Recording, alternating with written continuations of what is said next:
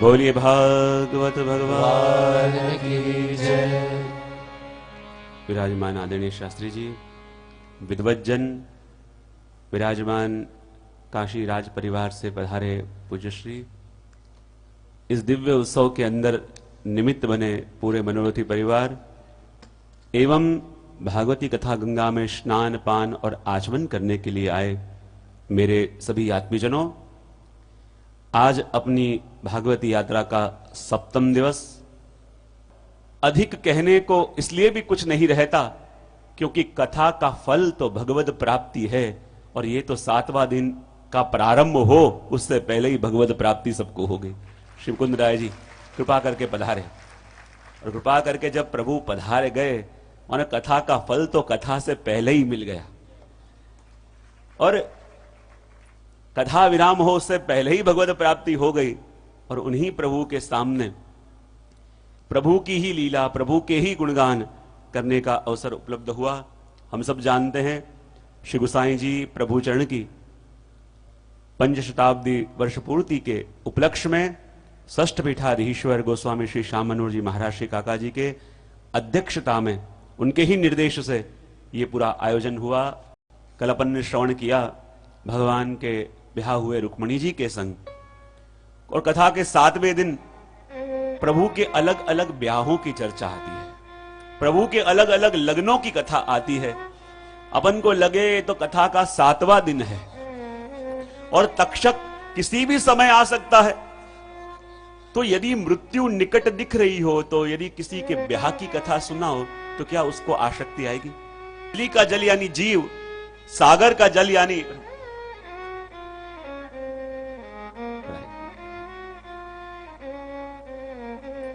और जब जीव और ब्रह्म का मिलन होता है तभी उसकी यात्रा आगे प्रारंभ होती है, तभी उसकी गति आगे प्रारंभ होती है। और इसलिए ये अलग अलग प्रभु के ब्याहों की कथा, अलग अलग प्रभु के लग्नों की कथा जो सुखदेव जी महाराज सुना रहे हैं, ये भक्त के भगवान में लगी लगन की यानी जीव के ब्रह्म संबंध की कथा है। अब देखो, ब्रह्म संबंध लेके भी अपन सर्व समर्पण प्रभु को करते हैं, पर समर्पण के भी 2 प्रकार है। एक जरा सा आपको थोड़ा सा एग्जाम्पल दे दूं तो जैसे एक व्यक्ति कहीं ट्रेन में सवारी कर रहा था, सफर होकर जा रहा था और उसके पास बहुत सारे कीमती रत्न थे, कीमती गहने थे और उसकी जो टिकट थी फर्स्ट क्लास के अंदर थी। अंदर डब्बे में गया तो देखा कि पूरे कंपार्टमेंट में वो अकेला व्यक्ति है और वो ट्रेन कुछ ऐसी जगह से पसार होती थी कि जहां डाकुओं का बड़ा उपद्रव था। अब उसको बड़ी चिंता हो गई कि मेरे पास इतना कीमती खजाना है, इतनी कीमती वस्तु है और ये अकेला हूं कंपार्टमेंट में और कोई भी नहीं है।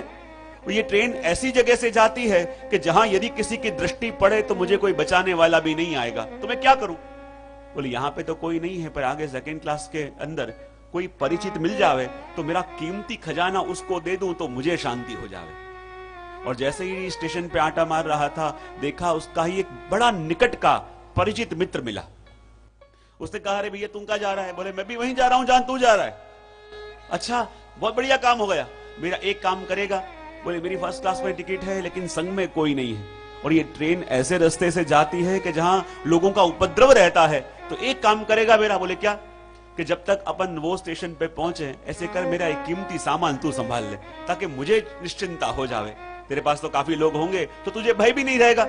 उसने कहा ठीक है, मुझे कोई आपत्ति नहीं, उतर के दे दूंगा। उसे पता भी नहीं था कि झोले में क्या है और वो झोला उसने उस दूसरे मित्र को दे दिया और उसे लगा हाँ अब मैं निश्चिंत हूं और अपने कंपार्टमेंट में आया और आराम से सो गया। अब जो दूसरा व्यक्ति था कि जिसके पास सब कुछ है लेकिन उसको तो था कि उसका है, उसको दे देना है, तो मुझे क्या चिंता, वो भी अपने कक्ष में आया और माथे के नीचे वो थैली रख के आराम से सो गया। लेकिन फिर भी निश्चिंत है इसलिए कि मेरा तो है नहीं, उसका है, उसको दे देना है, तो मुझे क्या चिंता है कि मैं भी क्या कर सकता हूं। सुशीला ने कहा, आप कई बार कहते हो कि द्वारिकाधीश, द्वारिका के राजा आपके मित्र हैं और आप कई बार कहते हो कि दोनों संग खेलते, संग पढ़ते, तो क्या एक बार आप उन्हें मिलने नहीं जा सकते? सब लोग कहते हैं कि वो तो भगवान है, वो तो ब्रह्म है और हो सकता है कि उन भगवान को मिलने के लिए जाओ और आपका भाग्य बदल जाए। सुदामा जी ने कहा कि हम दोनों मित्र तो थे, पर तब थे जब दोनों विद्यार्थी थे, दोनों समान थे, संग बैठते, संग खाते, संग पीते, लेकिन आज विधाता ने बहुत बड़ी खाई हम दोनों के बीच में कर दी है। वो तो द्वारिकाधीश हैं और मैं साधारण गरीब ब्राह्मण हूं जो मिलने भी गया तो लोग यही कहेंगे, देखो अपनी मित्रता का लाभ उठाने के लिए आ गया और मेरी मित्रता के ऊपर आंख उठे, वो मैं सहन नहीं कर पाऊंगा। तो कि वो तो सहन नहीं होगा, पर भूख से तड़प तड़प के जो ये बालक मर गए तो क्या वो सहन कर पाओगे? कि कैसे माता पिता जिन बालकों को अपन इस दुनिया में लाए पर इतने भी अपन ना कर सके कि उनको एक समय का भोजन खिला सके। ये बात सुदामा जी को भी लग गई। विचार किया, भले तुम कहती हो तो मैं द्वारिकाधीश से मिलने जरूर जाऊंगा, लेकिन कुछ मांगूंगा नहीं। प्रभु ने कुछ समझ के दिया तो ठीक है, पर प्रभु के आगे कभी हाथ नहीं फैलाऊंगा, प्रभु से मांगूंगा नहीं, मित्र बन के जाऊंगा, मांगने के लिए नहीं जाऊंगा। सुशीला कहीं से लाके पोहे की थैली लेके आई और कहे कि जब पूछे प्रभु कि मेरे भाभी ने क्या भेजा है तो ये पोहे की थैली देना। सुदामा जी लेके सुबह चलते चलते निकले। न तन पे कोई वस्त्र है, फटी हुई धोती पहनी है, पैरों में कोई पादुका भी नहीं है और चलते चलते जा रहे हैं। इतने इतने दिनों से भोजन नहीं किया और ऐसा कृष्णदेह हो गया है। चलते चलते गए, वहीं बेहोश होके गिर गए। प्रभु ने सोचा, अरे मेरा मित्र मुझे मिलने के लिए आ रहा है और मेरा तो सिद्धांत है, मेरा तो स्वभाव है कि कोई एक कदम भी मेरी और आगे बढ़े मैं 10 कदम भागते हुए जाता हूँ, और मेरा मित्र मुझे मिलने आ रहा है, उसकी दशा। प्रभु ने गरुड़ जी को भेजा। गरुड़ जी आए, सुदामा जी को लेके द्वारिका में पधरा दिया। सुदामा जी जागे, पूछने लगे कौन सी नगरी है? बोले तो द्वारिकाधीश की नगरी द्वारिका है। सुदामा जी सोचने लगे, अरे मैं इतनी जल्दी द्वारिका में कैसे आ गया? किसी से पूछा, अरे भैया कृपा करके बताओ द्वारिकाधीश का महल कहाँ है? सब लोग कहने लगे कि वो तो सबे के समय पे भिक्षा देते हैं, अभी नहीं देंगे, अभी व्यस्त होंगे, कि मैं भिक्षा मांगने नहीं आया, मैं उनका मित्र हूँ, संग में हम पढ़ते, संग में हम खेलते। सब लोग ऊपर से नीचे तक देखते हैं और कहते हैं कि न तन पे वस्त्र है, फटी हुई धोती पहनी है, पैरों में पादुका भी नहीं है, और कह रहे हैं द्वारिकाधीश के मित्र हैं। उन्हें लगा अपना परिचय दूंगा तो लोग शायद मेरी मित्रता की मजाक उड़ाएंगे। चलते चलते द्वारिकाधीश के महल के बाहर आग खड़े हो गए। राह देख के खड़े हैं, कुछ बोल नहीं रहे, महल को देखे जा रहे हैं, देखे जा रहे हैं। किसी ने आके पूछा, ब्रह्मदेव आप क्यों आए हो? बोले बस किसी के दर्शन करने के लिए आया हूं, यही कामना है कि प्रभु के दर्शन हो जाए। बोले आप कौन हो? बड़ी दूर से आया हूं, द्वारिकाधीश का मित्र हूं। कहा आप प्रभु के मित्र हो, लेकिन एक बार मेरे प्रभु के पास जाके उनको इतना कह दो कि उनका मित्र सुदामा आया है। और जहां मंत्री भीतर चलते चलते गए, प्रभु अपने अंतःपुर में विराजमान है, कोई रानी पंखा कर रही है, कोई हिनोला झुला रही है। मंत्री ने आज्ञा ली, बानात एक विनती करने आया हूं, कोई गरीब ब्राह्मण बाहर आपको मिलने आया है। उसकी दशा देख के लगता है प्रभु आपकी कृपा की उसे बहुत जरूरत है। उसके मुख को देख के लगता है कितने दिन से उसने भोजन नहीं किया, तन पे कोई वस्त्र नहीं है, फटी हुई धोती पहनी है, पैरों में कोई पादुका भी नहीं है, और कह रहा है प्रभु आपका मित्र है। प्रभु ने कहा मेरा मित्र कौन आया है? ये प्रभु ऐसा कृष्णदेह है और प्रभु ब्राह्मण है और कह रहा है कि उसका नाम सुदामा है। और जहां प्रभु ने सुदामा सुना, पूछा कौन आया है? बोले सुदामा आया है। प्रभु ने कहा कहां है? बोले बाहर द्वार पे खड़ा है। और जैसे ही प्रभु को पता चला कि मेरा मित्र सुदामा आया है, प्रभु एकदम खड़े हुए और कहे कहां है? बोले द्वार पे। और जो जिसके चरण ऐसे कोमल के मखमल में चले तो भी श्रम पड़े, और जहां पता चला कि मेरा मित्र सुदामा आया है और भगवान पादुका धरे का समय भी न रहा, भागते भागते जा रहे हैं, हे सुदामा, हे सुदामा, हे सुदामा। आज महल के सभी सेवक दंग हो गए हैं कि आज ऐसा तो कौन आया है कि जिसको मिलने के लिए ठाकुर जी खुले चरण भाग रहे हैं, ऐसा कौन आ गया है? और जैसे सुदामा जी को लेके प्रभु भीतर पधारे, प्रभु चरणों में बैठे और सुदामा जी के दोनों चरणों को लेके अपने गोद में पधरा है और कहा देखो तो सही चरणों में कैसे छाले पड़ गए हैं, जाओ जल्दी गरम जल करके लाओ। और जहां रानी गरम जल करने जावे, उससे तो पहले प्रभु की आंख से 14 आंसुओं की धारा बह रही है। सुदामा को देखते जाएं और अपने आंख के आंसुओं से सुदामा के चरणों को धोते जाएं, रोते जा रहे हैं, सुदामा के चरणों को धोते जा रहे हैं। और न सुदामा एक शब्द बोल रहा है, न प्रभु एक शब्द बोल रहे हैं, पर सुदामा की हर एक भाव को भगवान समझ रहे हैं। और जब जब भी ये प्रसंग कहता हूं, मुझे एक प्रसंग बड़ा प्रिय लगता है, जरूर कहता हूं। ऐसे ही दो मित्र संग खेलते, संग पढ़ते, संग रहते, लेकिन जब समय बदला, काल चक्र ऐसे घूमा कि एक तो उस शहर का बड़ा नगर सेठ बना और दूसरा साधारण गरीब रह गया। और जब गरीब मित्र था, उसकी इकलौती बेटी का ब्याह निश्चित हो चुका था। 10 दिन के बाद बारात आने वाली थी और उसके पास एक फूटी कौड़ी भी नहीं थी। उसकी पत्नी ने भी कहा कि 10 दिन के बाद बारात आने वाली है, अपने पास एक फूटी कौड़ी भी नहीं है, कहीं बारात द्वार पे आके चली गई तो बेटी को क्या मुंह दिखाएंगे। उसने कहा मैं भी क्या कर सकूं। और तब उसकी पत्नी ने भी वही कहा कि आप कई बार कहते हो कि इस शहर के जो बड़े नगर सेठ हैं वो आपके मित्र हैं, तो क्या आप एक बार उनको मिलने नहीं जा सकते, क्या उनसे मदद नहीं मांग सकते।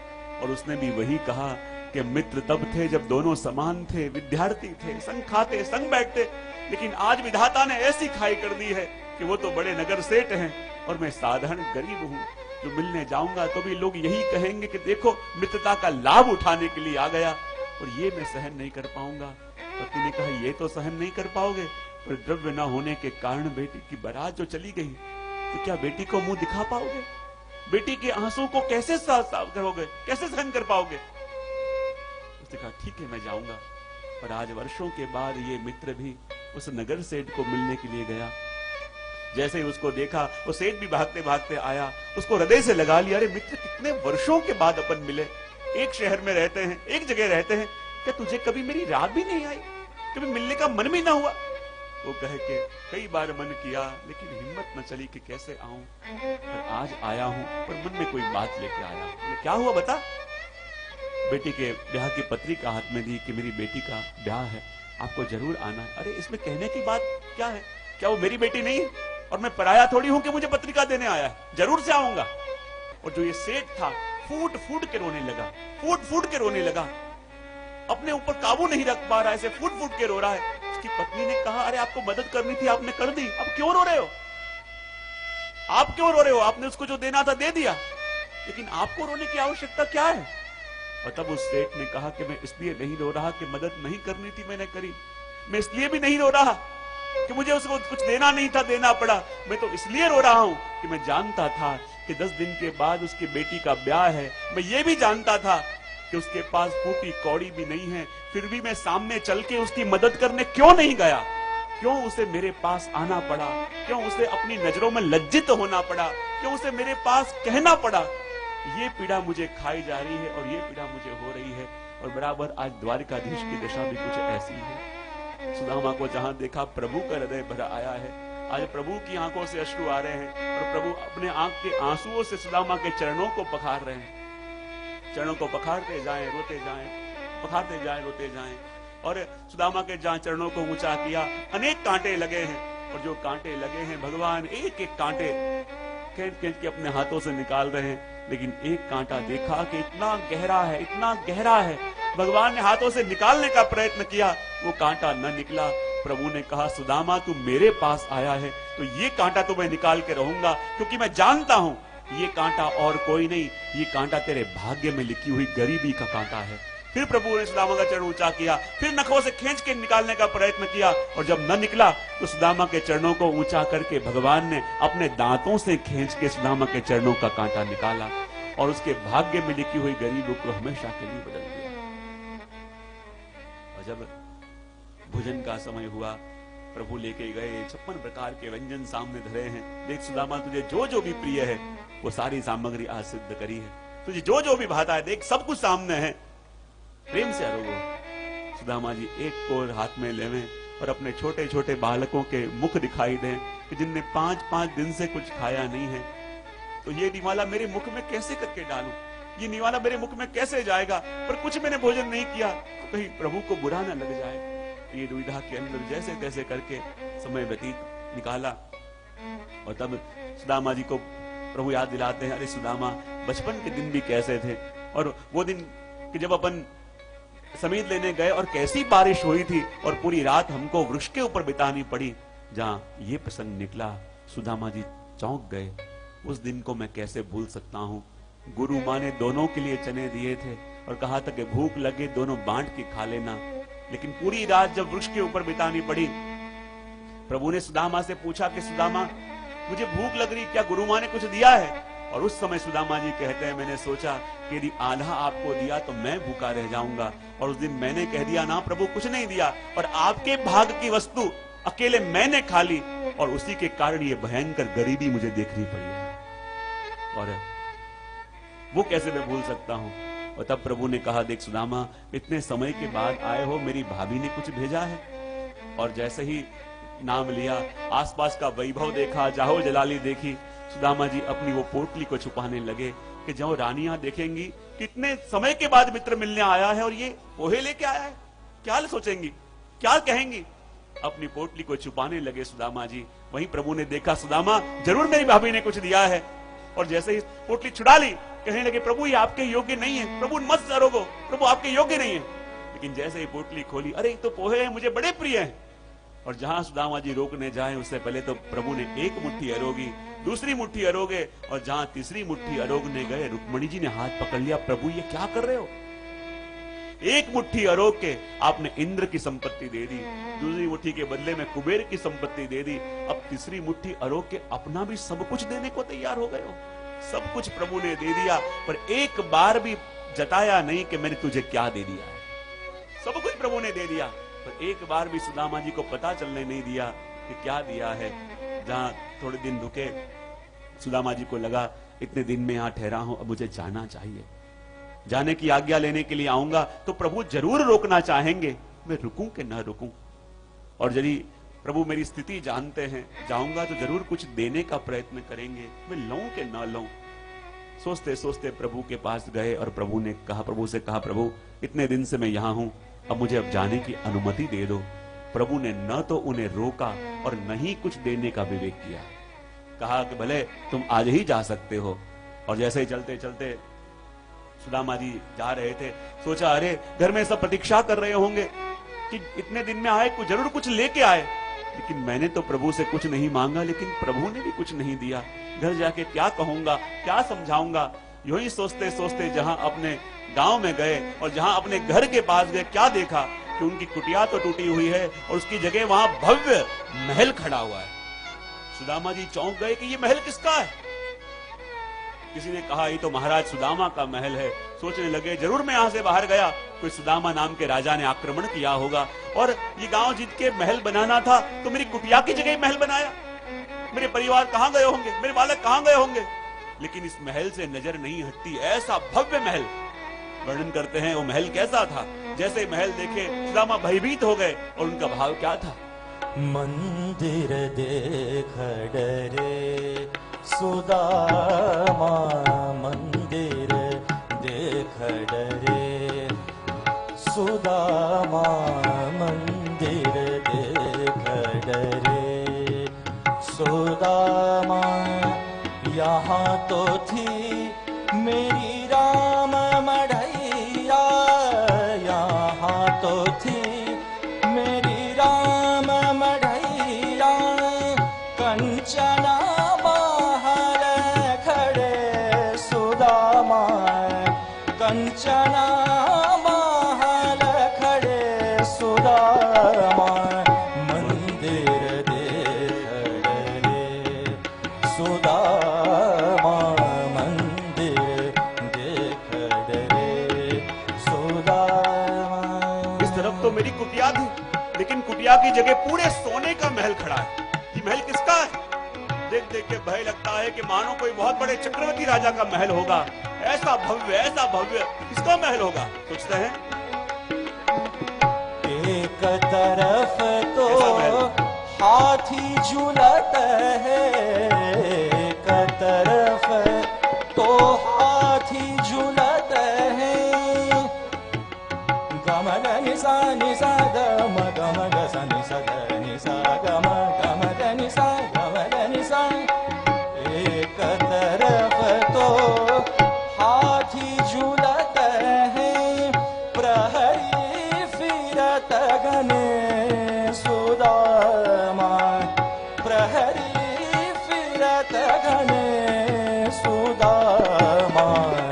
मंदिर देख डरे सुदामा, मंदिर देख डरे।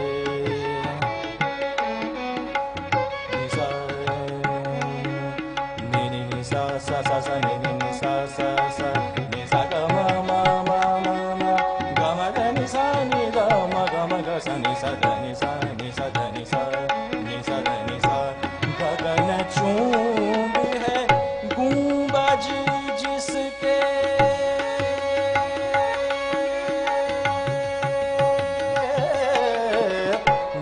चरण चूंबी है गुंबज जी सके स्वर्ण कलश भरे सुदामा स्वर्ण कलश भरे सुदामा मंदिर देख डरे सुदामा मंदिर देख डरे सुदामा मंदिर देख मंदिर देख मंदिर देख डरे।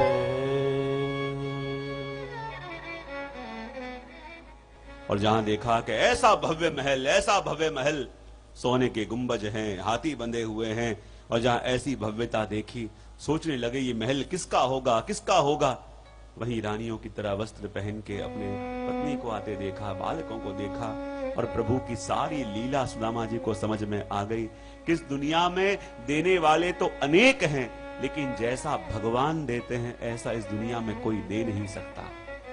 और प्रभु ने कैसे अपन को दिया? देने वाले तो अनेक होते हैं, देते हैं तो स्मरण भी कराते हैं कि मैंने दिया था, लेकिन जैसे भगवान देवे सब कुछ अपन को दिया, पर ऐसे दिया कि लेने वाले को लगने लगा कि वस्तु पहले से मेरी थी, और हम कहते हैं ये मेरा है और मैं प्रभु को दे रहा हूं। ऐसा प्रभु के अलावा और कौन दे सकता है? सब कुछ दिया, पर ऐसे दिया कि लेने वाले को लगने लगा कि वो पहले से मेरा था। और ये प्रभु का सख्यम मधुरम का दर्शन भी इसके अंदर कराया।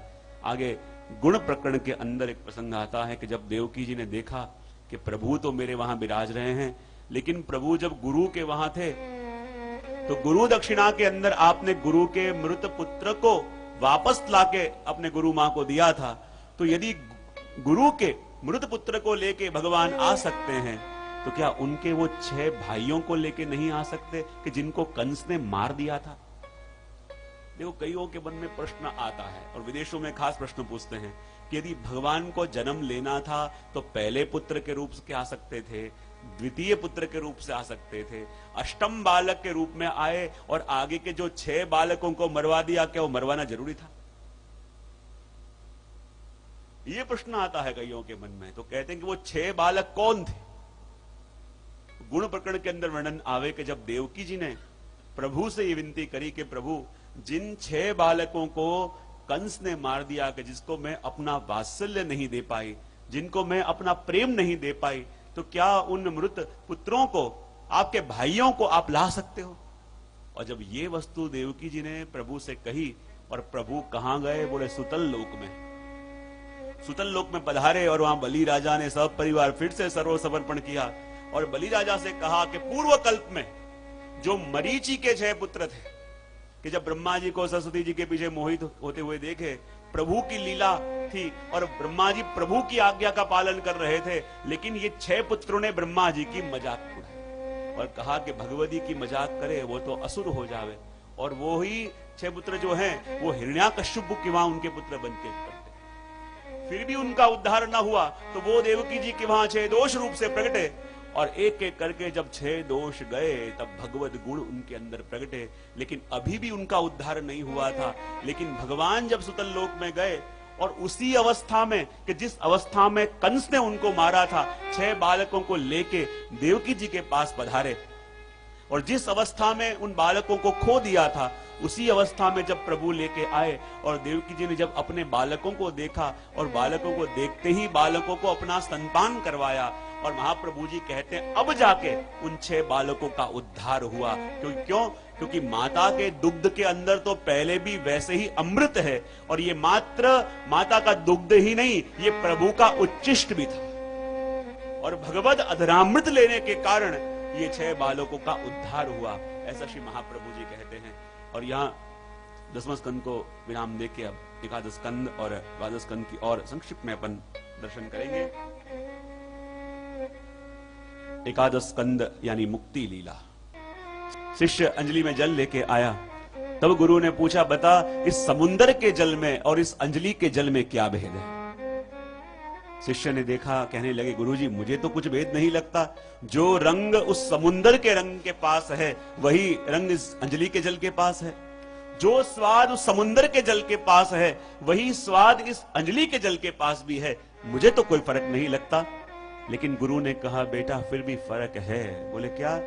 कि इस अंजलि के जल के पास समुद्र के जल का रंग है, इस अंजलि के जल के पास समुद्र के जल का स्वाद है, पर इस अंजलि के जल के पास समुद्र की विशालता नहीं है।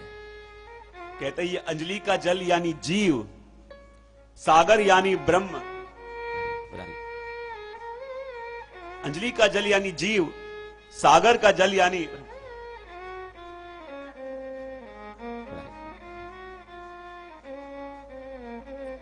और जब जीव और ब्रह्म का मिलन होता है तभी उसकी यात्रा आगे प्रारंभ होती है, तभी उसकी गति आगे प्रारंभ होती है। और इसलिए ये अलग अलग प्रभु के ब्याहों की कथा, अलग अलग प्रभु के लग्नों की कथा जो सुखदेव जी महाराज सुना रहे हैं, ये भक्त के भगवान में लगी लगन की, यानी जीव के ब्रह्म संबंध की कथा है। अब देखो, ब्रह्म संबंध लेके भी अपन सर्व समर्पण प्रभु को करते हैं, पर समर्पणपण के भी दो प्रकार हैं। एक जरा सा आपको थोड़ा सा एग्जाम्पल दे दूं तो जैसे एक व्यक्ति कहीं ट्रेन में सवारी कर रहा था, सफर होके जा रहा था, और उसके पास बहुत सारे कीमती रत्न थे, कीमती गहने थे, और उसकी जो टिकट थी फर्स्ट क्लास के अंदर थी। अंदर डब्बे में गया तो देखा कि पूरे कंपार्टमेंट में वो अकेला व्यक्ति है, और वो ट्रेन कुछ ऐसी जगह से पसार होती थी कि जहां डाकुओं का बड़ा उपद्रव था। अब उसको बड़ी चिंता हो गई कि मेरे पास इतना कीमती खजाना है, इतनी कीमती वस्तु है, और ये अकेला हूं कंपार्टमेंट में और कोई भी नहीं है। और ये ट्रेन ऐसी जगह से जाती है कि जहां यदि किसी की दृष्टि पड़े तो मुझे कोई बचाने वाला भी नहीं आएगा, तो मैं क्या करूं? बोले यहां पे तो कोई नहीं है, पर आगे सेकंड क्लास के अंदर कोई परिचित मिल जावे तो मेरा कीमती खजाना उसको दे दूं तो मुझे शांति हो जावे। और जैसे ही स्टेशन पे आटा मार रहा था, देखा उसका ही एक बड़ा निकट का परिचित मित्र मिला। उसने कहा अरे भैया तुम कहां जा रहा है? बोले मैं भी वहीं जा रहा हूं जहां तू जा रहा है। अच्छा, बहुत बढ़िया काम हो गया, मेरा एक काम करेगा? बोले मेरी फर्स्ट क्लास में टिकट है लेकिन संग में कोई नहीं है, और ये ट्रेन ऐसे रास्ते से जाती है कि जहां लोगों का उपद्रव रहता है, तो एक काम करेगा मेरा? बोले क्या? कि जब तक अपन वो स्टेशन पे पहुंचे ऐसे कर मेरा एक कीमती सामान तू संभाल ले, ताकि मुझे निश्चिंता हो जावे। तेरे पास तो काफी लोग होंगे तो तुझे भय भी नहीं रहेगा। उसने कहा ठीक है, मुझे कोई आपत्ति नहीं, उतर के दे दूंगा। उसे पता नहीं झोले में क्या है, और वो झोला उसने उस दूसरे मित्र को दे दिया, और उसे लगा हाँ अब मैं निश्चिंत हूं, और अपने कंपार्टमेंट में आया और आराम से सो गया। अब जो दूसरा व्यक्ति था कि जिसके पास सब कुछ है, लेकिन उसको तो था कि उसका है, उसको दे देना है, तो मुझे क्या चिंता, वो भी अपने कक्ष में आया और माथे के नीचे वो थैली रख के आराम से सो गया। यहां दोनों की अवस्था है, लेकिन दोनों की अवस्था में उत्तम अवस्था किसकी है? हाँ? एक वो है कि जिसने अपना सब कुछ किसी को सौंपा और निश्चिंत हुआ, और दूसरा वो है कि जिसके पास सब कुछ है लेकिन फिर भी निश्चिंत है, इसलिए कि मेरा तो है ही नहीं, उसका है, उसको दे देना है, तो मुझे क्या चिंता। तो इन दोनों में उत्तम अवस्था किसकी है? दूसरे वाला यानी कौन सा?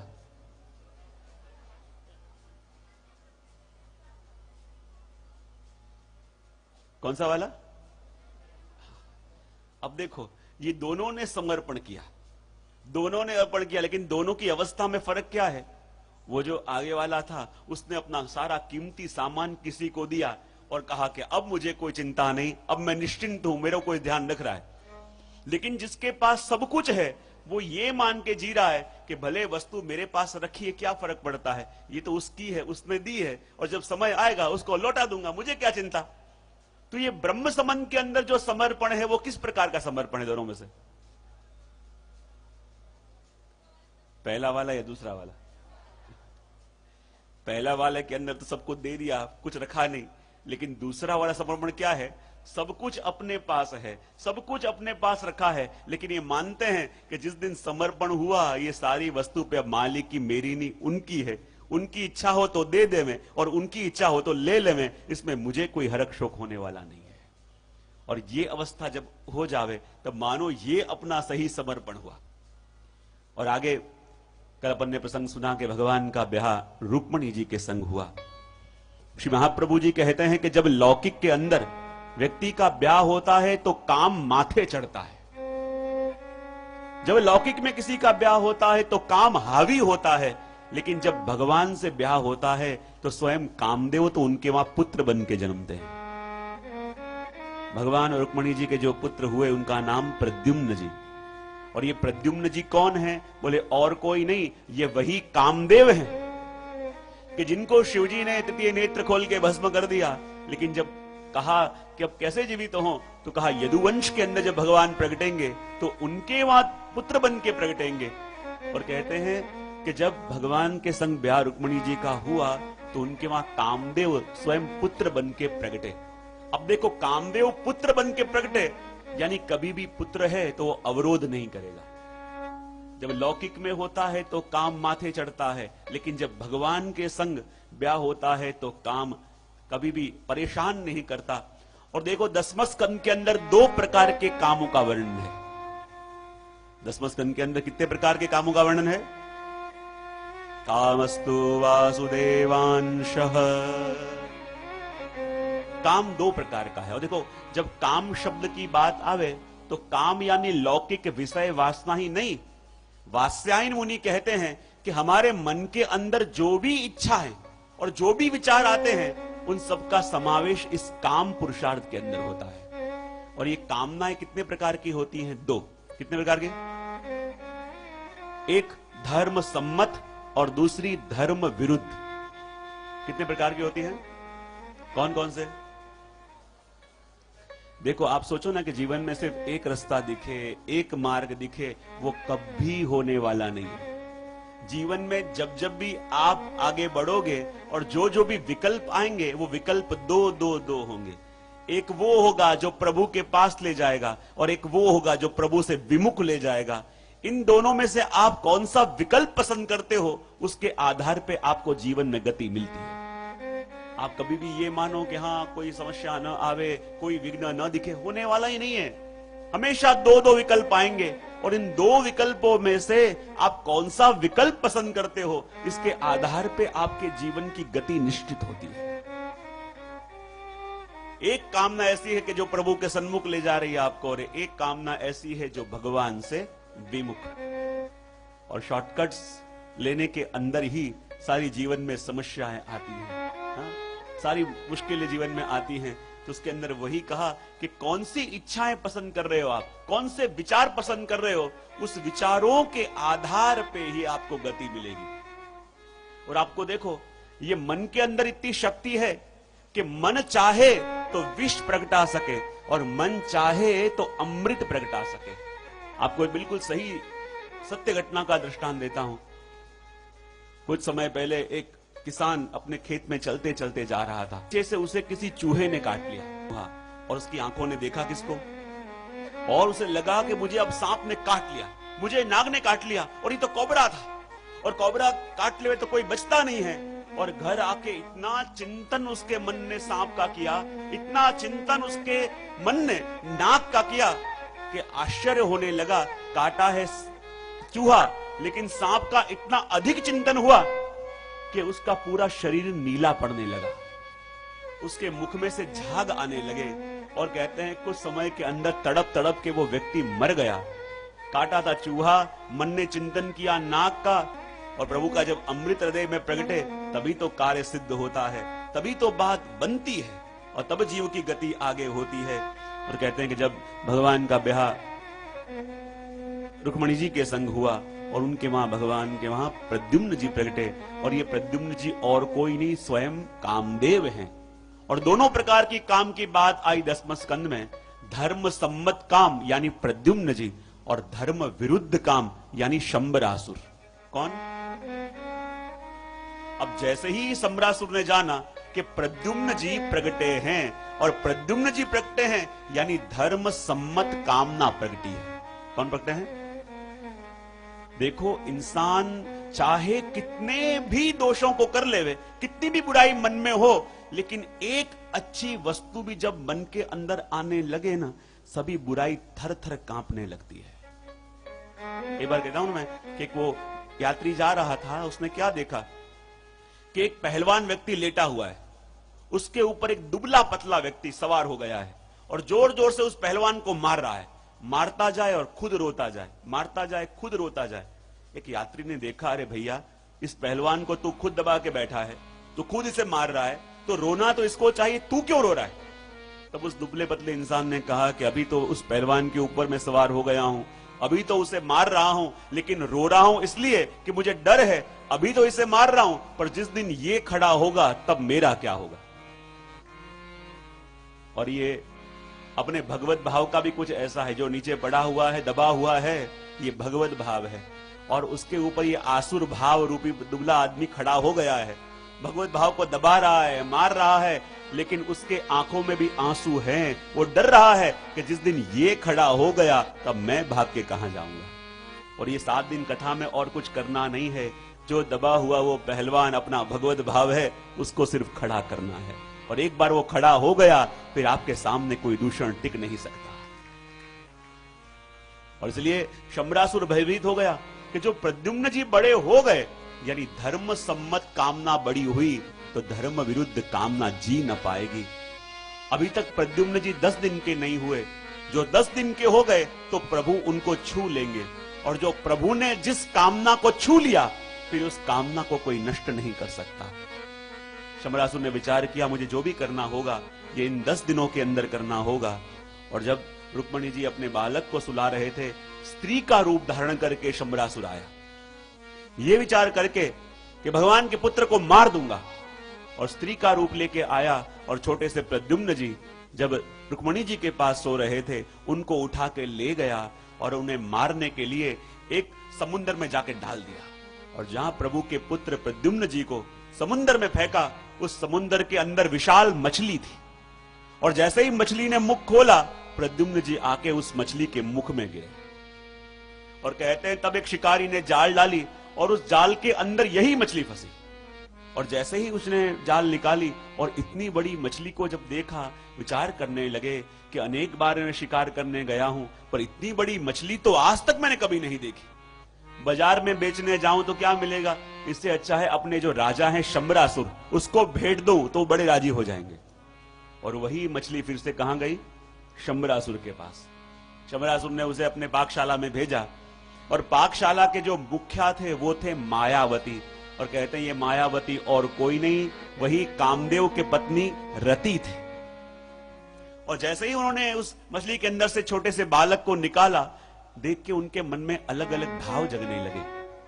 मायावती सोचने लगे, छोटा सा बालक है, लेकिन इस बालक को देख के मेरे मन में अलग अलग भाव क्यों जग रहे हैं? इस बालक को मैंने पहली बार देखा, लेकिन फिर भी लग रहा है कि इसके संग मेरा बहुत पुराना संबंध है। ये कौन है? तभी नारद जी ने आके बताया कि ये बालक और कोई नहीं, ये स्वयं तुम्हारे पति कामदेव हैं।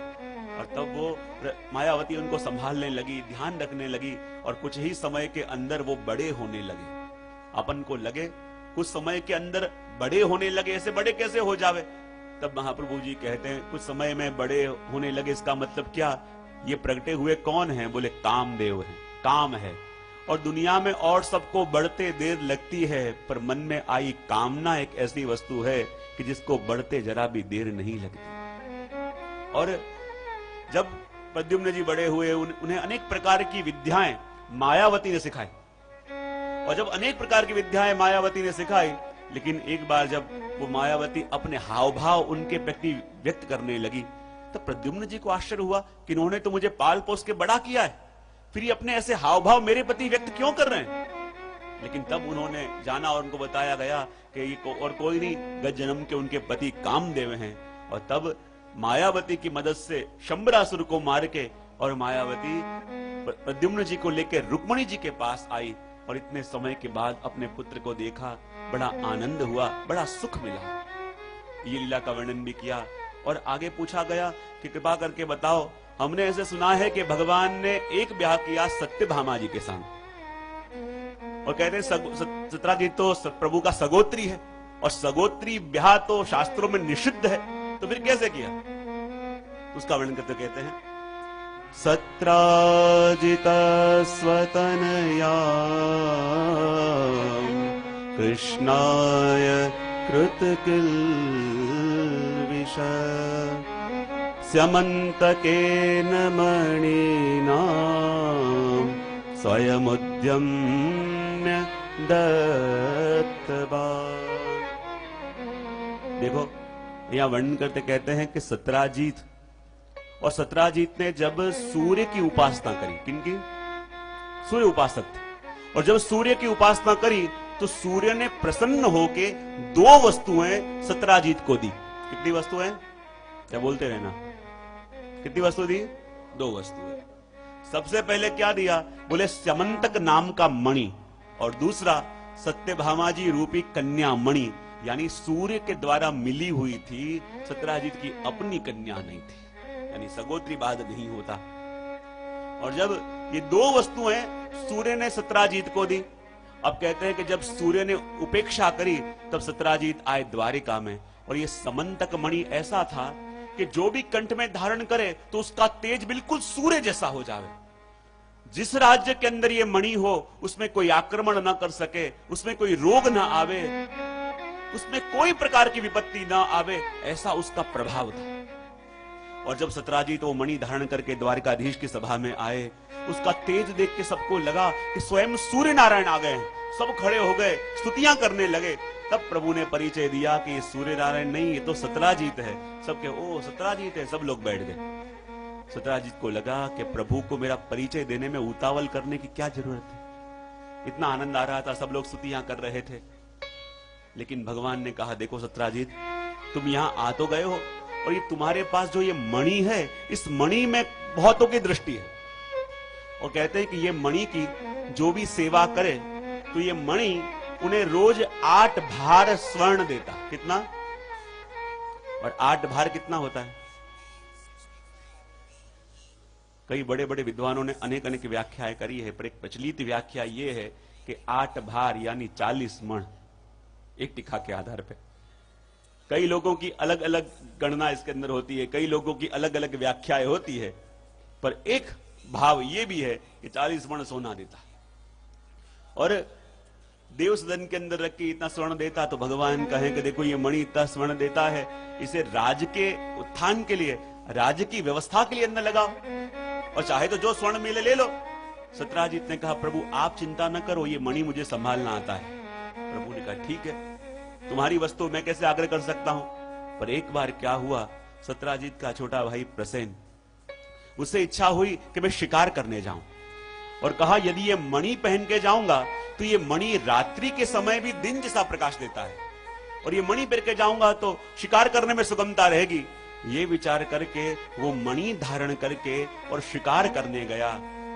अब जैसे शिकार करने गया तो ये दैवी मणि था, और दैवी मणि पहन के शिकार किया, देवी का अपराध हुआ, सामने से भाग आया, सिंह ने आके और प्रसेन को मार दिया, मणि मुख में लिया, आगे जाने लगे तो कहते हैं मणि को उच्चिष्ट किया, सामने से एक रीछ आया, और ये रीछ और कोई नहीं, रामावतार वाले जाम्बान जी स्वयं थे। और रीछ ने आके सिंह को मार दिया और मणि लेके और अपनी गुफा के अंदर चले गए। यहां सुबह हुई, सत्राजीत मणि का पूजन करने के लिए आए, लेकिन क्या देखा कि सब कुछ ऐसे के वैसे है, लेकिन देव सदन में मणि नहीं है। अब जैसे ही मणि नहीं दिखा, चारों ओर खोजा, चारों तरफ देखा, लेकिन कहीं भी मणि ना दिखा। और तब सत्राजीत को लगा कि जरूर ये मणि चोरी, और ये मणि की चोरी करी हो तो किसने करी होगी। विचार आया, और कोई नहीं, द्वारिकाधीश मुझे बार बार कह रहे थे कि मणि को संभाल के रखना, मणि को संभाल के रखना, हो ना हो ये मणि की चोरी द्वारिकाधीश ने करी हो सकती है। लेकिन मैं किससे कहूं, कैसे कहूं। आके अपनी पत्नी से कहा कि देख, अपना मणि चोरी हो गया है, और मुझे ऐसा संशय है कि इसकी चोरी शायद द्वारिकाधीश ने करी हो सकती है, पर देख किसी को कहना मत, और किसी भी स्त्री को सिर्फ इतना कह दो कि किसी से कहना मत। क्यों हंसी आ गई आप लोगों को? वो गई अपनी सहेली के वहां, और अपनी सखी के वहां जाके कहे कि देखो ये मणि की चोरी हो गई है। बात चली थी कि शायद द्वारिकाधीश ने चोरी करी हो सकती है, लेकिन बढ़ते बढ़ते बात यहां तक बढ़ गई कि द्वारिकाधीश ने ही चोरी करी है। और जो लोग द्वारिकाधीश के गुणगान गाते थकते नहीं थे कि आज कृपा करके जो गुफा में पधारे हैं वो और कोई नहीं, मेरे स्वामी स्वयं राम हैं, पहचान न पाए और भगवान के ऊपर आक्रमण किया। और कहता है इतना भयंकर युद्ध चला, 1-2 दिन नहीं 28 दिन तक। कहते हैं कि बाहर जितने लोग खड़े थे वो तो 10-12 दिन तक राह देख के फिर चले गए। श्री महाप्रभु जी कहते हैं कि एक वो समय था कि ब्रजवासियों ने प्रभु की प्रतीक्षा करी थी कि जब भगवान काली की देह में गए थे, जब तक प्रभु ना आवे किसी को चैन नहीं पड़ता था, जब तक प्रभु ना आवे सबकी आंखों में अश्रु थे। और यहाँ द्वारका के जो संग में आए थे यादव, थोड़ी देर राह देखी और 10-12 दिन के बाद प्रभु को ऐसे ही छोड़ के चले गए, प्रभु की प्रतीक्षा भी न करी। और जहां युद्ध हुआ, युद्ध करते करते जहां 28वें दिन भगवान ने जोर से मुष्टिका का प्रहार जामवान जी के ऊपर किया, और तब जामवान जी को स्वयं राम के रूप से दर्शन प्रभु ने दिए। और जहां राम के रूप से दर्शन हुए, जामवान जी का हृदय पिघल गया, आंख में से अश्रु आ गए कि प्रभु इतना बड़ा अपराध मुझसे कैसे हो गया। हे प्रभु, मैं तो आपको जान नहीं पाया, मैं तो आपको पहचान नहीं पाया, पर प्रभु आपने मुझे क्यों नहीं बताया कि मैं कितना बड़ा अपराध कर रहा हूं। मेरे ही स्वामी के ऊपर मैंने हाथ उठाया, मेरे ही नाथ के ऊपर मैंने प्रहार किया। हे प्रभु, आपने मुझे सावधान क्यों नहीं किया, प्रभु क्यों ऐसे करने दिया। तब प्रभु कहते हैं, जामवान जी याद करो, रामावतार के अंदर जब मैं रावण को मार के आया, उपपद्मान्यानाम ओष्ट, इनका उच्चारण स्थान ओष्ट है, तो दोनों हो जोड़े बिना आप इसको बोल नहीं सकते। तो कहा जिसके अंदर से ये प वर्ग चला जाए तो जीते जी भी मोक्ष का अनुभव कर सकता है। देखो, मरने के बाद कोई कहां गया कौन जाने, पर जीते जी उस अवस्था को कैसे पाए जाए। तो कहे जिसमें से प वर्ग चला जाए, यानी प फ ब भ म चला जाए तो जीते जीती मोक्ष का अनुभव कर सके। तो सबसे पहले प कहा, यानी जिसके पाप और पुण्य समाप्त हो जाएं। फ यानी जिसके अंदर से फल की कामना चली जाए। प फ ब जिसके अंदर से संसार के बंधन टूट जाएं। भ जिसके अंदर किसी भी प्रकार का भय न रहे, और म किसी के भी लिए ममता न रहे, तो जीते जी वो मोक्ष का अनुभव कर रहा है। और किसी ने कहा कि जीते जी मोक्ष का अनुभव कर रहा है, तो कोई सामने तर्क किया कि जीते जी कोई भी व्यक्ति मोक्ष का अनुभव नहीं कर सकता। बोले क्यों? बोले जी रहा है यानी कर्म कर रहा है, और कर्म कर रहा है तो कर्म फल भी इकट्ठे कर रहा है। तो जो व्यक्ति जी रहा है तो कर्म करे बिना रहेगा नहीं, और कर्म करेगा तो उसका फल भी भेगा कर रहा है। तो फिर जो व्यक्ति जीता जीता कर्म कर रहा है, तो वो फिर मोक्ष कैसे कर सकता है? उसके कर्म फल नष्ट कैसे हो सकते हैं? तो मैं कई बार कहता हूं कि जैसे एक पंखा चल रहा हो, बराबर, आपके घर में पंखा चल रहा है, तो फिर उसका बिल आएगा कि नहीं आएगा? हाँ कि ना, तो बोलो, आएगा। लेकिन आपने पंखे की स्विच ऑफ कर दी, तो ऑफ करते ही पंखा रुक जाएगा कि फिर भी घूमता रहेगा? लेकिन स्विच जब ऑफ कर दी और अब पंखा घूम रहा है, तो अब इसका बिल आएगा? क्यों नहीं आएगा? क्योंकि इलेक्ट्रिसिटी से उसका कनेक्शन कट हो चुका है। तो वैसे ही जिसके जीवन से प फ ब भ म गए, तो उसका संसार से कनेक्शन कट हो गया। फिर भले वो कर्म करता दिखे, भले प्रवृत्ति करता दिखे, पर उसके कर्म फल उसको बांधते नहीं, क्योंकि कनेक्शन कट हो गया है। तो इस एकादश स्कंद के अंदर वर्णन आता है कि सभी देवताओं ने आके भगवान को बार बार विनती करी कि हे प्रभु, अब आप कृपा करके सुधाम पधारो, हमको आपका प्रयोग हो रहा है। भगवान को भी लगा, और भगवान ने बड़े बड़े विद्वानों को द्वारिका में आमंत्रित भी किया, जगह जगह यज्ञ भी होने लगे। लेकिन जगह जगह यज्ञ भी हो रहे थे, वो सब कुछ हो रहा था, लेकिन भगवान का कार्य था, और वसुदेव जी का मन बड़ा उदास था। वसुदेव जी का मन उदास क्यों था? बोले देखो तो सही, प्रभु ने कृपा करी और मोक्ष देने वाले भगवान हमारे घर में आए। जब मोक्ष देने वाले भगवान हमारे घर में आए, तो मांग मांग के उस मोक्ष देने वाले भगवान से क्या मांगा? हमारे मृत 6 पुत्रों को ले आओ। तो जो बंधन से छुड़ाने वाले भगवान हैं, उनसे मांग मांग के हमने बंधन ही मांगा। संसार से छुड़ाने वाले भगवान से भी मांग मांग के हमने संसार ही मांगा। इसका ताप वसुदेव जी को हो रहा है। वहां जितने भी वो यादव लोग हैं, वो विचरण कर रहे हैं, और सब ऋषि मुनि तप कर रहे हैं। तो जितने भी यादव हैं, तो ऋषि मुनियों की मजाक करने के लिए शाम्ब को गर्भवती स्त्री का रूप धारण करवाया, और गर्भवती स्त्री का रूप धारण करके उनको ले गए ऋषि के पास और पूछा कि ये गर्भवती है, जानना चाहती है इसके पुत्र होगा कि पुत्री होगी। ऋषि समझ गए कि मजाक करने के लिए आए हैं। उसने कह दिया, न तो पुत्र होगा न पुत्री होगी, पर तुम्हारे पूरे कुल का नाश करने वाला मूषल निकलेगा। और जैसे ही वस्त्र दूर करे का मूषल निकला। प्रभु से सलाह लेने न गए, उग्रसेन की सलाह ली। उसने कहा, ऐसे करो कि मूसल को ही नष्ट कर दो, और नष्ट कर दोगे तो फिर तुम्हें कोई भय नहीं रहेगा। और उसे पत्थर में घिसने लगे, और जहां पत्थर में घिसने लगे उसका पूरा जो चूरा है चारों तरफ मैदान में बिखरा। और जहां ये मूसल के टुकड़े बिखरे, कहते हैं वहां लंबे लंबे ऐसे भाले की नोक वाले घास उगे। इतना सा टुकड़ा बचा, वो लेके समुद्र में डाला, और वही टुकड़ा एक मछली निकल गई। और जब जरा नाम के शिकारी ने जाल डाली, उसमें वही मछली फंसी, और जब उस मछली को काटा, उसी मूसल का टुकड़ा निकला, और उसी से अपने तीर की नोक बनाई, और वही तीर जाके द्वारिकाधीश के चरणों में लगेगा। और यहाँ वसुदेव जी उद्विग्न हैं, मन में शांति नहीं है। और तब नारद जी वहां पधारे। नारद जी नित्य द्वारिका में प्रभु के दर्शन करने के लिए आते, और जब भी वसुदेव जी विराजते होते उनके संग सत्संग करते। नारद जी ने आके कहा कि आज आपके मन में उदासी क्यों है? वसुदेव जी कहे कि यही कारण है कि हमको जो मिला उसका लाभ न ले पाए। स्वयं मोक्ष देने वाले भगवान, जिनसे मोक्ष ले सकते थे, लेकिन मांग मांग के हमने संसार मांगा, और इसलिए मेरा मन उद्विग्न है। तो कोई ऐसा भागवत धर्म मुझे सुनाओ कि जो सुन के मेरे मन का उद्वेग दूर हो। तब विदेहराज, निमि और योगेश्वरों का आख्यान नारद जी ने सुनाया, और कहे कि जब राजा के मन में उद्वेग था तो उन्हें उपदेश देने के लिए कहते हैं कि कवि नाम के योगेश्वर ने कहा कि देखो राजा, यदि जीवन के अंदर आनंद से जीना है और सदा प्रसन्न रहना है तो एक वस्तु करो। बोले क्या? कायेन वाचा मनसेन्द्रिये वा बुद्ध्यात्मना वा नुषतस्वभावा करोति यत्तत् सकलं परस्मै नारायणायेति समर्पयेत। नारायणायेति समर्पयेत।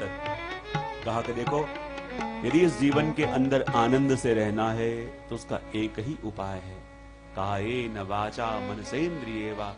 अपने देह से, अपनी वाणी से, अपनी इंद्रियों से जो भी कुछ अच्छा हो उसका यश खुद न लेके उसका यश प्रभु को अर्पण कर दो। देखो, जीवन में जो भी कुछ अच्छा होता है, जीवन में जो भी कुछ शुभ होता है, वो प्रभु ही करवाते हैं, अपन नहीं होते तो भी होता।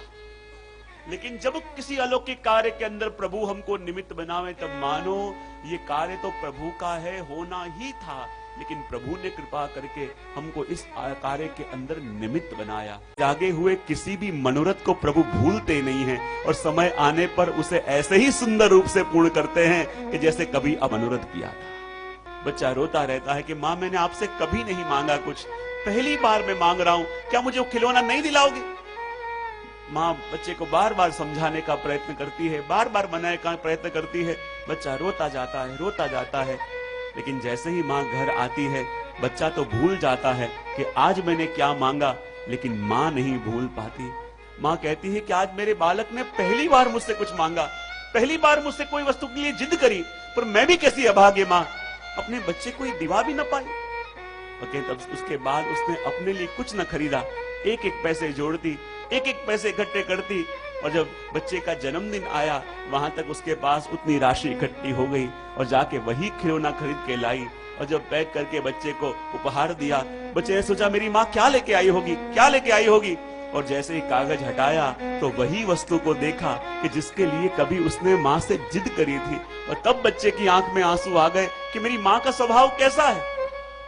बच्चे तो मांग के, जिद करके शायद भूल भी जावें, पर अपने बालक के मन में आई किसी भी इच्छा को मां भूलती नहीं, और समय आने पे उसे ऐसे ही पूर्ण करती है।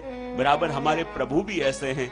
भक्त के मन में जब भी कोई इच्छा जागे, भक्त के मन में जो भी कोई मनोरथ जागे, और प्रभु उसे पूर्ण कराते ही हैं। कुछ वर्षों, 2-3 वर्ष पहले कई बात है, मैं कहता रहता हूं, और कहने का तात्पर्य इसमें इतना ही है कि आज भी जब जब भी अपने मन में प्रभु के लिए कोई मनोरथ जागे ना, प्रभु उसे पूरा करावे। मेरा कोई कार्यक्रम था नेपाल में, और वहां से कोई छोटे सेंटर में मुझे जाना था, तो छोटा प्लेन 5-6 लोगों का था, और जब उसमें बैठ के जा रहे थे तो अचानक कुछ तकनीकी खराबी उस प्लेन के अंदर आ गई, और पायलट ने अनाउंस किया कि ये इमरजेंसी कहीं लैंड करना पड़ेगा। और इमरजेंसी जब छोटे से कोई गांव में जहां टूरिस्ट प्लेस था तो रनवे वगैरह भी था, वहां उसको लैंड करना पड़ा और पूछा कि ठीक होने में काफी टाइम लगेगा, वेदर भी ठीक नहीं है, तो थोड़ी देर आपको कहीं आसपास जाना हो जा सकते हो। और वहां सब लोग ट्रैकिंग करने के लिए आते थे। तो बाहर मार्केट जैसा था, मुझे लगा कि थोड़ी देर में वॉक करके बाहर आ जाऊं, वहां तक कुछ ठीक हो जाएगा तो फिर जाएंगे। और ये विचार करके खाली अकेले थे, तो बाहर बाजार जैसा था, तो चलते चलते वॉक करने गए। और वॉक करने गए, वहां एकदम से बारिश आई, और एकदम से बारिश आई तो काफी दुकानें थी, तो एक दुकान में मैं घुस गया और दुकान थी, सब जरी के गोटे वगैरह मिलते थे, उसमें जरी के गोटे थे, तोइयां थी। तो मैं खड़े होकर सब देख रहा था। तो जिसकी दुकान थी वो मेरे पास आए और कहा कि आप भारत से आ रहे हैं? मैंने कहा भारत से आ रहा हूं। मैंने कहा आप कहां से हो? के बोले मैं भी भारत से ही हूं। मैं देखने लगा, वो कुछ काम करने लगा। फिर थोड़ी देर में मेरे पास आए और कहे कि आप भारत में कहां से हो? मैंने कहा गुजरात में, अहमदाबाद हम रहते हैं। तो उसने कहा कि मैं भी गुजरात से हूं। मैंने कहा गुजरात से तुम यहाँ कैसे? बोले क्या करूं कि मेरा ब्याह यहाँ पे हुआ था और मेरे ससुर के कोई नहीं था, और जब वो पहुंच गए तो उनकी दुकान यहाँ पे थी, तो वो संभालने के लिए मुझे सब छोड़ के यहाँ आना पड़ा, और तब से कभी भी भारत जा नहीं पाया। मैंने कहा आप कहां से हो? बोले अहमदाबाद के पास ही एक छोटा गांव है, मैं भी वहां से हूं। मैंने कहा अहमदाबाद से कितनी दूर है? बोले 50 किलोमीटर। मैंने कहा कौन सा गांव? तो बोले कड़ी। नहीं तो कि मैं भी कड़ी से हूं। तो बोले आप कड़ी से हो? बोले कि हाँ। मैं तो आप यहां कहां से? बोले कि मेरे ससुर के हिसाब से मुझे सब छोड़ के यहाँ आना पड़ा, टूरिस्ट प्लेस है, दुकान बंद नहीं कर सकते, और वहां पे रहते थे। तो मुझे बोले कि आप कड़ी से हो, तो आप कभी वहां श्री गोपाल जी के मंदिर में गए हो? मेरे को वहीं हम रहते हैं। और जहां ये सुना उसने कि आप वहां से हो, वो तो रोने लगा और इतना भावविभोर हो गया कि आप थोड़ी देर के लिए विराजो, थोड़ी देर विराजो। घर फोन किया, उसके पत्नी सारे पुराने एल्बम लेके आए और कहे कि हम छोटे थे तो यहीं मंदिर में खेलते थे, मंदिर में हम रोज यहाँ उत्सव में सेवा देते थे, वो देते थे। आज कितने बरस हो गए कि कभी भी वहां जाने का अवसर नहीं हुआ, भारत आने का अवसर नहीं हुआ। और जैसे ही उसके पत्नी वहां पे आए, जब पता चला कि वहां से आए हैं, वो तो दंडवत करे और इतने फूट के रोए। मैंने कहा इतना क्या हुआ? तो कहेंगे जजी आज सुबह की बात है। बोले हम जो भी ये गोटे तोई मंगाते हैं, बोले बनारस से मंगाते हैं, और बनारस से आज सारी वस्तुओं का लॉट आया था। और जब भारी साज के गोटे बोरे भरे सब बटे थे, तो वो देख के ही मेरे पति की आंख में आंसू आ गए। वो कहे कि हम जब छोटे थे तो वहां कड़ी में मंदिर में बहुत सेवा देते थे, सब वस्तु करते थे, उस समय कुछ हमारे पास था भी नहीं, और आज सब कुछ है। और जब ये गोटा दिख रहा हूँ, तोई दिख रहा हूँ, तो यही विचार आवे कि मैं कड़ी में ठाकुर जी को मैं साज कराऊं। पर यहाँ से ऐसा कोई कुरियर सर्विस भी नहीं है कि जो कड़ी जाता हो, यहाँ से ऐसा कोई व्यवस्था भी नहीं है कि वहां जा सकूं। मैंने कहा तुम ना जा सको, लेकिन देखो ठाकुर जी ने मुझे तुम्हारे पास लेने भेज दिया। और तब उनकी आंख में आंसू आए, तब उन लगे कि देखो अपने मन में कोई मनोरथ हो। कहने का तात्पर्य इतना ही कि अपने मन में कोई मनोरथ जगे, अपन तो मनोरथ जगा के भूल जावें, पर अपने मन में जगे हुए मनोरथ को अपने ठाकुर जी भूलते नहीं हैं, और ठाकुर जी उसे ऐसे ही पूर्ण करते हैं, वैसे ही सिद्ध करवाते हैं कि जैसा मन में अपन ने मनोरथ किया हुआ था, मन के अंदर मनोरथ हुआ था। और जामवान जी के प्रसंग में वही सिद्ध करवाया कि जैसा मनोरथ जामवान जी ने किया था और प्रभु ने ऐसे ही पूर्ण किया। और तब जामवान जी ने क्षमा मांग के प्रभु को ये मणि तो दिया, लेकिन जो प्रभु मांगे वो दे, वो तो साधारण वैष्णव। मणि दे के संग अपनी कन्या रूपी मणि जामवती जी भी प्रभु को दिया। प्रभु आए, जामवती जी भी प्रभु के पास पधारे और कहते हैं कि ये मणि लेके जब आपने सत्राजीत को दिया, और जब लोगों को पता चला कि सत्राजीत ने गलत आक्षेप प्रभु के ऊपर लगाया था, ये मणि की चोरी द्वारिकाधीश ने नहीं करी थी, गलत आक्षेप प्रभु के ऊपर आया था। और जैसे ही ये पता चला सारे गांव के लोगों को, और गांव के लोगों ने फिर से पलटी मारी। वो लोग कहने लगे हम तो पहले ही कहते थे कि द्वारिकाधीश कभी करते होंगे ऐसा, हम तो पहले ही कह रहे थे कि द्वारिकाधीश ऐसा कर ही नहीं सकते, ये तो गलत आक्षेप लगा है उनके ऊपर, ये सत्राजीत ही झूठा है। प्रभु कहते हैं देखो ये है दुनिया, ये दुनिया को पलटी मारते जरा भी देर नहीं लगती। लाख कोई अच्छा करो, पर उसके अंदर भी कोई ना कोई कमी तो ढूंढ लेंगे। यूं तो सब कुछ अच्छा था, यूं तो सब कुछ बढ़िया है, पर कहीं से भी पर तो अपन ढूंढ लेते हैं, इंसान का स्वभाव है। और इसलिए यहां पे जब गांव के लोग सब कहने लगे कि देखो देखो ये सत्राजीत ने गलत आक्षेप लगाया, सत्राजीत ही झूठा है, सत्राजीत ही गलत है।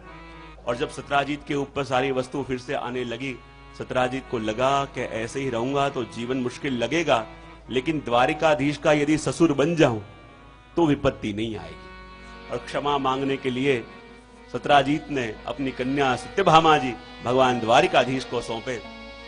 द्वारिकाधीश फिर से मैया के पास आए। मैया ने कहा क्या लेके आया है? कहा कि तीसरे।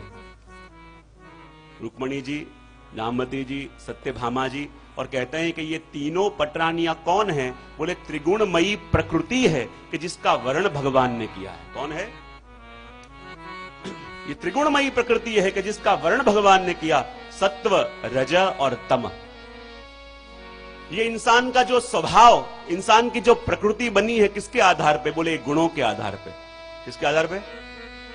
बोल तो सही।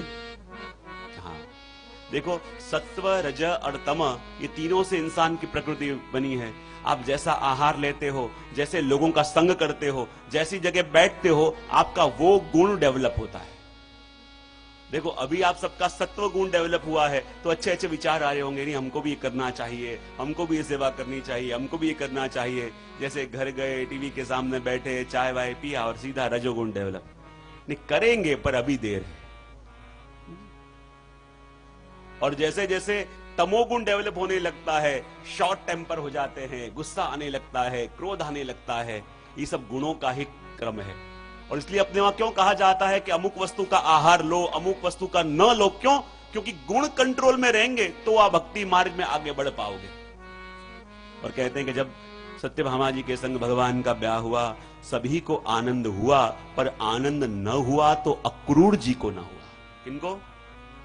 अब देखो अक्रूर जी जैसे प्रभु के भक्त, लेकिन उनका मन भी उस मणि के अंदर गया। और अक्रूर जी ने कृतवर्मा के संग मिलकर शतधनवा को चढ़ाया कि देख शतधनवा, ये मणि तो तुझे मिलने वाला था, लेकिन सत्राजीत ने जबरदस्ती सत्यभामा जी का ब्याह प्रभु से करवा दिया। और कहते हैं कि जब उस समय द्वारिकाधीश हस्तिनापुर पधारे हुए थे, और जैसे ही पता चला शतधनवा को कि ये सत्राजीत ने ऐसे किया, और उसने जाके प्रभु के ससुर सत्राजीत को मार दिया। और जहां सत्राजीत को मार दिया, मणि ले लिया, और मणि लेके बाद में पछताए कि जो मणि मेरे पास रहेगा तो प्रभु जान जाएंगे कि मैंने ये सब किया है, क्या करूं? अक्रूर जी को दे दिया, और अक्रूर जी भी मणि लेके काशी निकल गए। और कहते हैं कि ये मणि हाथ में से गया, और प्रभु विचार करें कि ये पूरा षड्यंत्र किया किसने है। अब देखो अक्रूर जी जैसे भक्त की बुद्धि भी इस मणि के अंदर गई। बोले क्यों?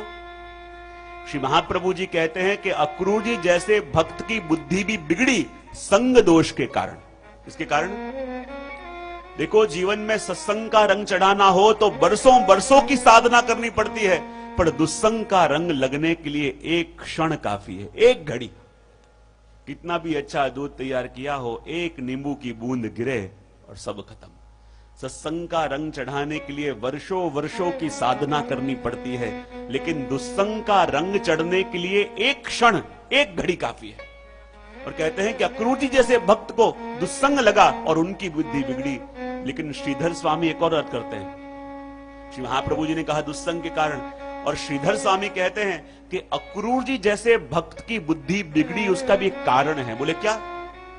बोले जिस समय अक्रूर जी ब्रज में प्रभु को लेने के लिए गए, सभी गोपियां रोती रही, नंद यशोदा रोते रहे, लेकिन उनको रोता छोड़ के गोपियों को तड़पाता रखे, और जब उनके बीच में से प्रभु को लेके गए तो कहते हैं गोपियों की हाय अक्रूर जी को लगी।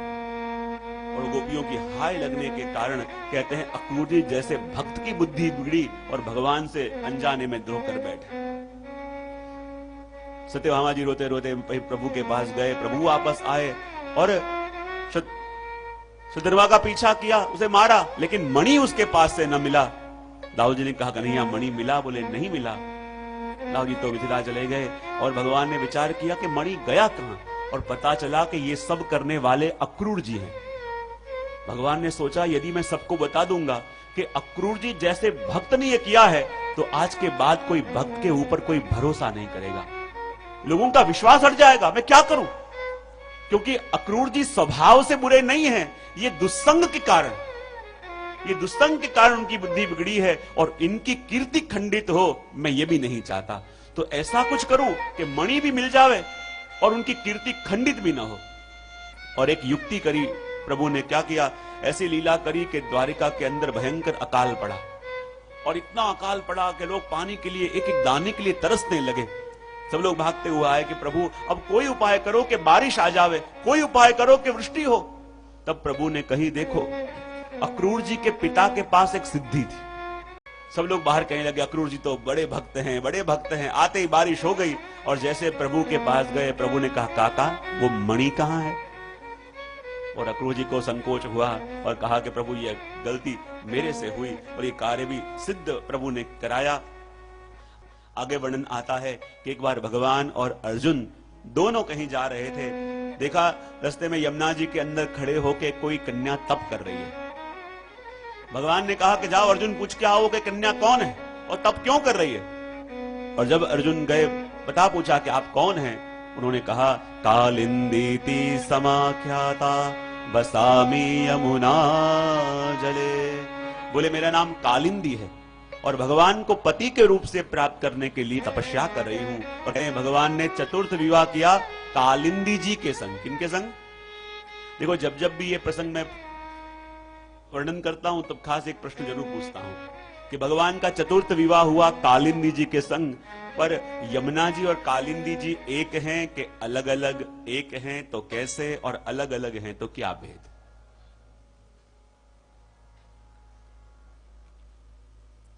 प्रभु ने चतुर्थ विवाह किया कालिंदी जी के संग, तो कालिंदी जी और यमुना जी एक हैं कि अलग अलग? एक हैं तो कैसे, और अलग अलग हैं तो क्या भेद?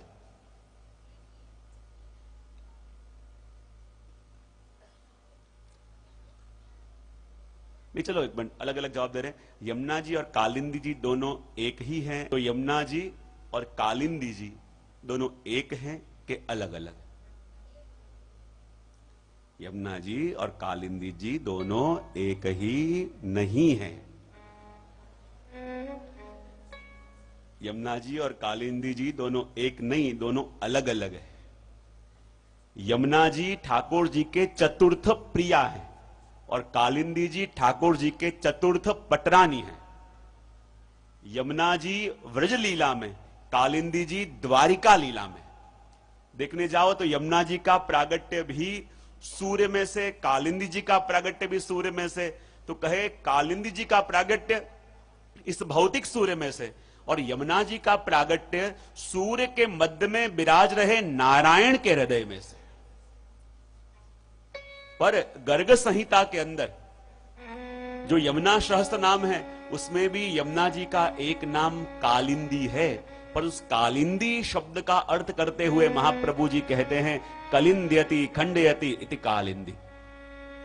यानी जो भक्त के कली दोषों को दूर करे वो कालिंदी, जो भक्त और भगवान के बीच के कलह को दूर करे वो कालिंदी, और जो भगवान और स्वामिनी जी के बीच के कलह को दूर करे वो कालिंदी। और भगवान और स्वामी जी के बीच का कलह यानी अपन जानते हैं ना कि एक बार स्वामी जी प्रभु के पास आए और आके कहा, प्रभु आज मेरे मन में एक मनोरथ जागा है।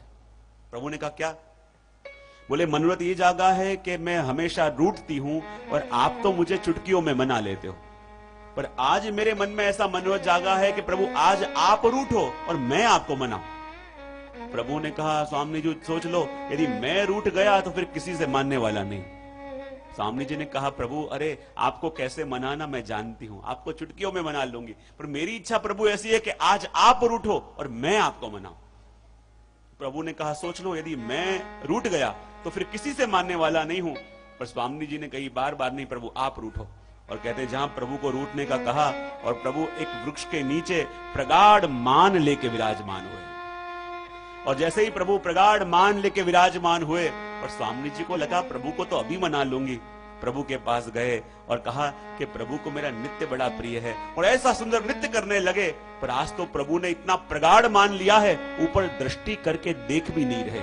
और अब तो स्वामी जी का मुख गंभीर होने लगा कि ये मैंने क्या कर दिया, जो मेरे प्रभु नहीं रूठे तो मैं क्या करूंगी, मेरे प्रभु नहीं माने तो मेरा क्या होगा। बोले प्रभु को मेरा गीत बड़ा प्रिय है, सुंदर गान करने लगी। लेकिन आज प्रभु सुन भी नहीं रहे। और अब तो स्वामी जी को इतना ताप हो गया, इतना ताप हो गया कि जो मेरे प्रभु नहीं माने तो मेरा क्या होगा।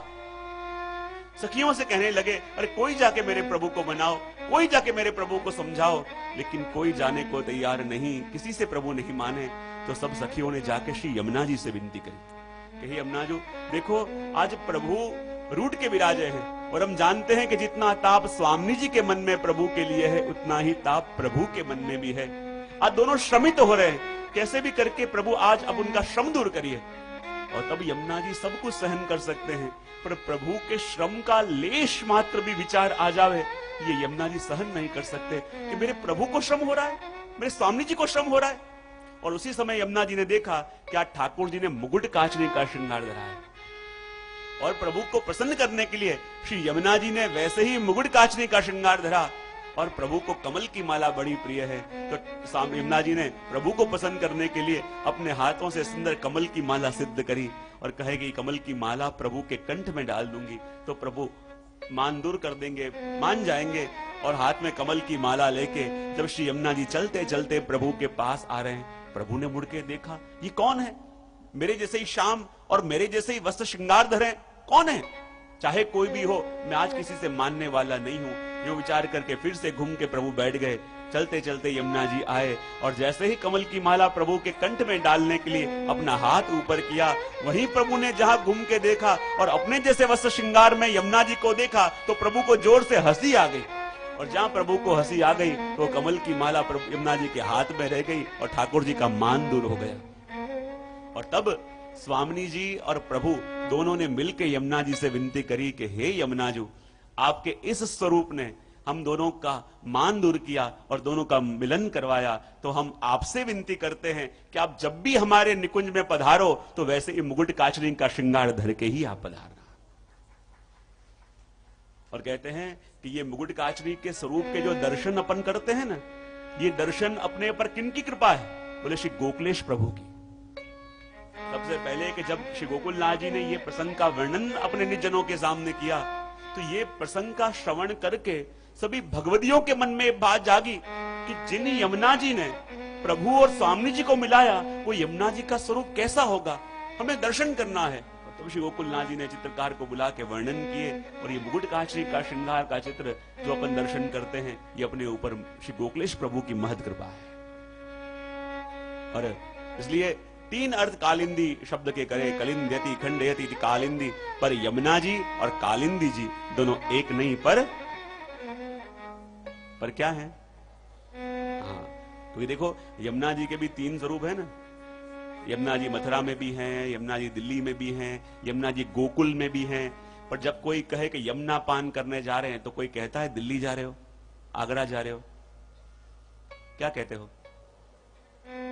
क्यों? यमुना जी तो दिल्ली में भी हैं, यमुना जी तो मथुरा में भी हैं और यमुना जी गोकुल में भी हैं। पर जब भी पान करने जाते हो तो आप क्यों जाते हो वहां?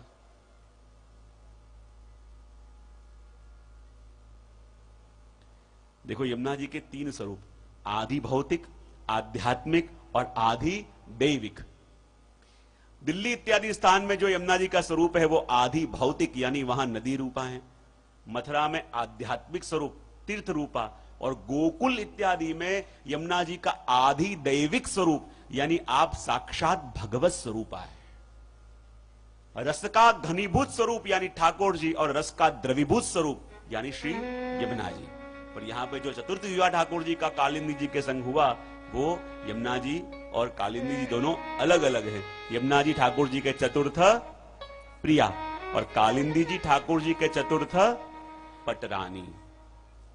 आगे प्रभु के और विवाह की चर्चा आती है। बाद में प्रभु के विवाह हुआ मित्रविंदा जी के संग, बोलो द्वारिका, फिर सत्या जी के संग बोलो द्वारिका, फिर लक्ष्मणा जी और भद्रा जी के संग भी प्रभु का ब्याह हुआ, बोलो द्वारिका।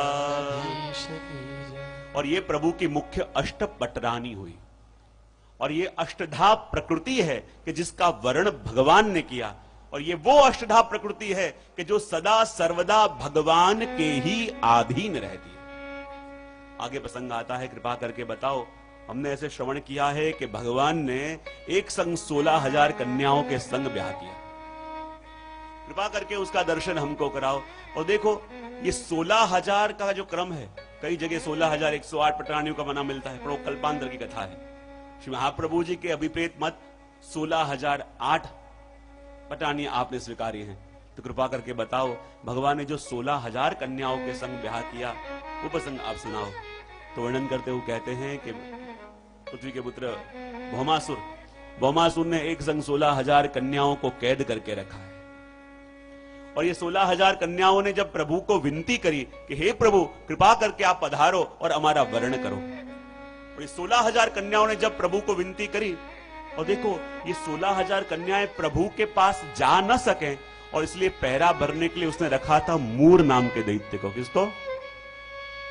किसको रखा था? और ये मूर नाम का दैत्य कौन है जिसका वर्णन करते महाप्रभु जी कहते हैं दैत्य पंचशिरा जलात। ये मूर नाम के दैत्य के 5 माथे। कितने? काम, क्रोध, लोभ, मोह, मद, 5 माथे। और ये 5 माथे वाला दैत्य मूर वहां रहता, और उसका काम क्या? बोले भक्त को भगवान से मिलने न दे। क्या काम था उसका? और जब इन 16,000 कन्याओं ने प्रभु से विनती करी, और तब प्रभु वहां पधारे, पर अकेले नहीं, सत्यभामा जी को संग लेके पधारे। सत्यभामा जी को संग लेके क्यों पधारे? तो श्री महाप्रभु जी कहते हैं कि ये भौमासुर जो है वो भूदेवी का पुत्र था, और उसे ये वरदान प्रभु से मिला था कि जब तक आप आज्ञा नहीं करोगे और आप सामने नहीं होगे, आपके पुत्र को कोई मार नहीं सकता। और ये भौमासुर जानता था कि मेरी मां स्वयं कहेगी कि मारो, और मेरी मां स्वयं खड़ी होगी तो ही मेरी मृत्यु होगी, अन्यथा नहीं होगी।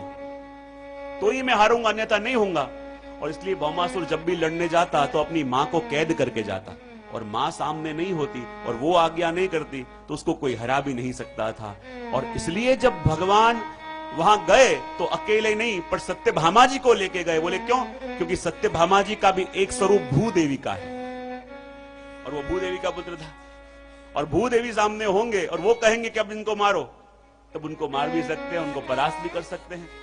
और जब सत्यभामा जी को लेके प्रभु पधारे, और सबसे पहले भगवान ने मूर को मारा, और भगवान का नाम क्या पड़ा? मुरारी। क्या पड़ा? मुरारी। और मुरारी नाम प्रभु का पड़ा, और जाके भगवान ने भौमासुर को परास्त किया, क्योंकि सत्यभामा जी स्वयं कहा इनको मारो, और 16,000 कन्याओं को मुक्त करवाया। 16,000 कन्याओं को मुक्त करवाया। और जैसे ही 16,000 कन्याओं को मुक्त कराया, भगवान ने कहा कि अब तुम मुक्त हो, अब तुम अपने अपने घर जा सकती हो। लेकिन 16,000 कन्याएं आंखें बंद करके बैठी हैं। 16,000 कन्याएं आंखें बंद करके आंसू बहा रही हैं। प्रभु ने कहा क्या हुआ? कहती कि आज्ञा दे दो प्रभु के अभी हम जल में कूद के अपने आप को समाप्त कर दें। भगवान ने कहा क्यों ऐसे कह रहे हो? अब तुम आजाद हो, तुम जहां चाहो जा सकती हो। उन्होंने कहा कि प्रभु आप ये समाज को जानते नहीं, हम शुद्ध हैं, पवित्र हैं, लेकिन इतने समय से हम इस दैत्य के कारागृह के अंदर थे, पर अब जब समाज में जाएंगे तो समाज हमारा स्वीकार नहीं करेगा। पल पल अपमानित होकर हमको मरना पड़ेगा, पल पल अपमानित होकर जीना पड़ेगा। इससे तो अच्छा है प्रभु आज्ञा दे दो कि अभी जल में कूद के हम अपने आप को समाप्त कर दें। प्रभु विचार करने लगे कि जिसकी रक्षा मैंने करी और वो बनने की बात करे, जिसकी रक्षा मैंने करी और वो बनने का काम क्या है? प्रभु ने कहा चिंता ना करो, इस समाज में तुम्हें वही सम्मान मिलेगा कि जो और स्त्रियों को मिलता है। तब कहने लगी नहीं प्रभु आप नहीं जानते, ये समाज हमारा स्वीकार नहीं करेगा, पल पल हमको तड़पना पड़ेगा, पल पल मरना पड़ेगा। इससे तो अच्छा है कि हम अभी प्राण त्याग दें। भगवान दो घड़ी सोचने लगे कि जिसकी रक्षा मैंने करी वो मरने की बात कैसे करे। और दूसरी घड़ी में ही भगवान ने कहा देखो मैं तुम्हें अभयदान देता हूं कि जो सम्मान और स्त्रियों को मिलता है वही सम्मान तुम्हें भी मिलेगा। और जैसे सम्मान से और स्त्रियां जीती हैं वैसे तुम जियोगी। वो कि प्रभु समाज स्वीकार नहीं करेगा। तब प्रभु कहते हैं मैं देखता हूं समाज स्वीकार क्यों न करे।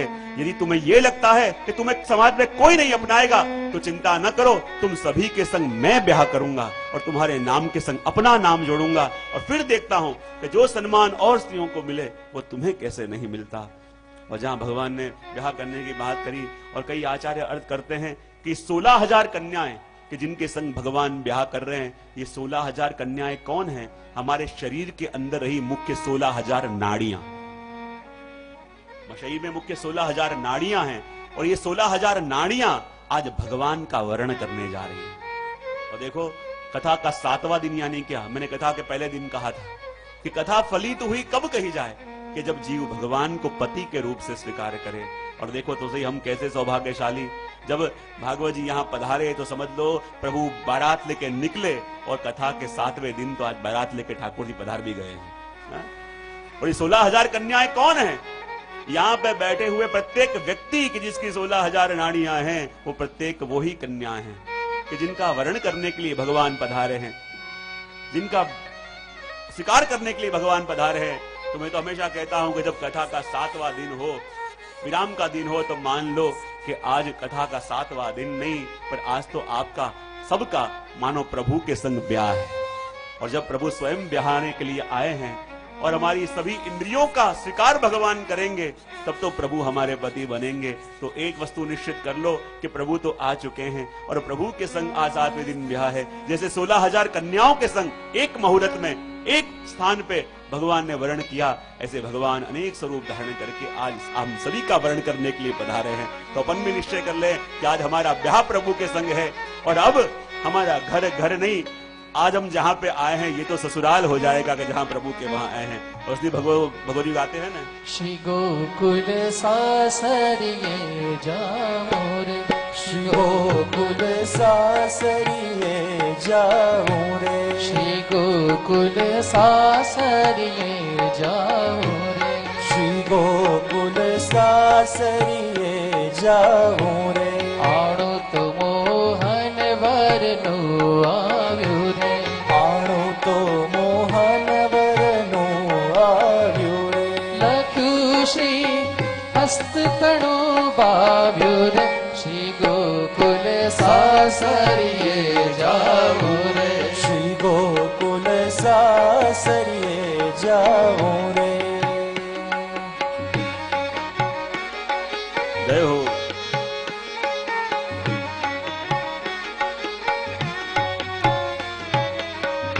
हमारी प्रत्येक इंद्रियों का वर्ण आज प्रभु करने के लिए पधारे हैं। जाओ छे मारे लटके ने मटके रे, जाऊं छे मारे लटके ने मटके रे, मोहन वर जोई जोई मन अटके रे, मोहन वर जोई जोई मन अटके रे, के पाए ने पुरिया ठमके रे, के पाए ने पुरिया ठमके रे, श्री गोकुल सासरिये जाऊं रे, श्री गोकुल सासरिये जाऊं रे। भाव से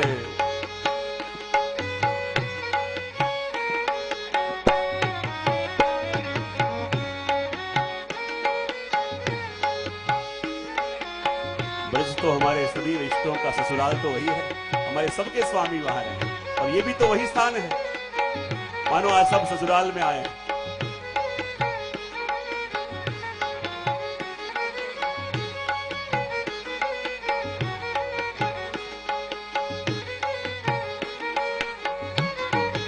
आभरण पहरा छे अंगे रे, ये आभरण पहर्या छे अंगे रे, सखी जन शोभे छे संगे रे, सखी जन शोभे छे संगे रे, मोहन वर जोई जोई मन रंगे रे, मोहन वर जोई जोई मन रंगे रे, श्री गोकुल सासरिये जाऊं रे, श्री गोकुल सासरिये जाऊं रे।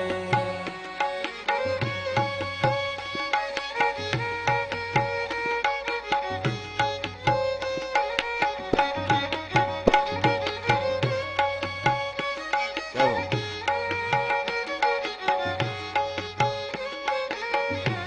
वाटलड़ी तो जुवे छे वालो रे, वाटलड़ी तो जुवे छे वालो रे, सखी वेगे वेले रावो रे, सखी वेग वहले रावो रे, लेना बरी प्रीतम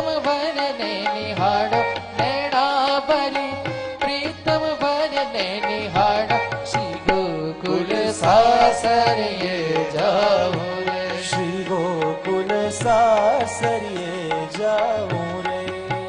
સખી મારે અવસર રૂડો રે, સખી મારે આ અવસર રૂડો રે. અવિચલ અખંડ પહેર્યો છે ચૂડો રે, અવિચલ અખંડ પહેર્યો ચૂડો રે. મારે ગોકુળ પતિવરીએ બોરડો રે, મારે ગોકુળ પતિવર રૂડો રે, શ્રી ગોકુલ સાસરીએ જાઉં રે. શ્રી ગોકુલ સાસરીએ જાઉં રે.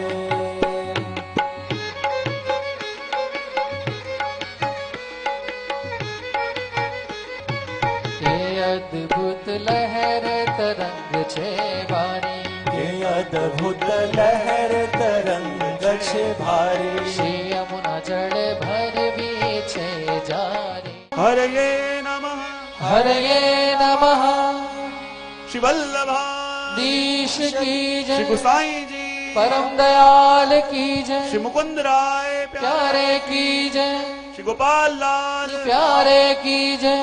और प्रथम दिन जो संकल्प अपन ने यहाँ पे किया था कि जब द्वितीय दिन कथा प्रारंभ करी और तभी श्री गोसाई जी की कृपा से प्रेरणा मन में हुई कि जिस स्थान पे अपन बैठे हैं ये पंडाल में ऐसी कृपा प्रभु करे और वैष्णव ऐसे आगे आवे कि इस स्थान पे सुंदर एक हॉल सत्संग हॉल निर्माण हो और हर साल जब जब भी वैष्णव आवे तो उनके विराजने के लिए उनके सत्संग के लिए यहाँ पे एक पक्का हॉल सिद्ध हो।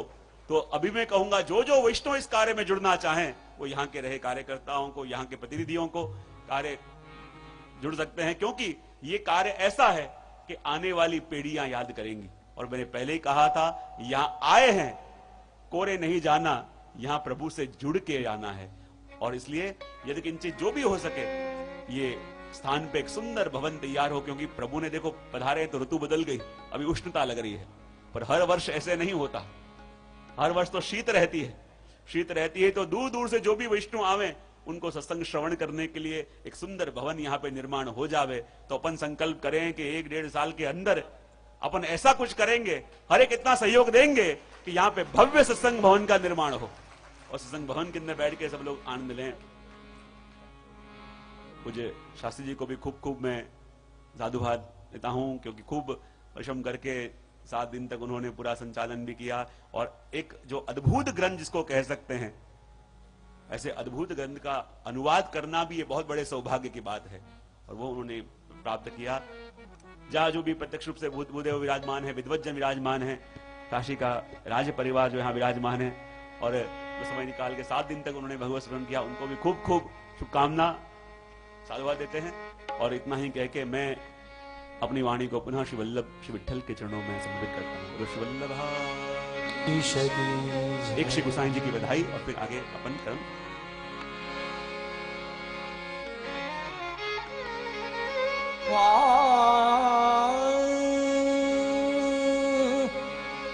श्री विठ्ठल नाथ चंद उग्यो जग में, भक्त चांदनी छाय रही।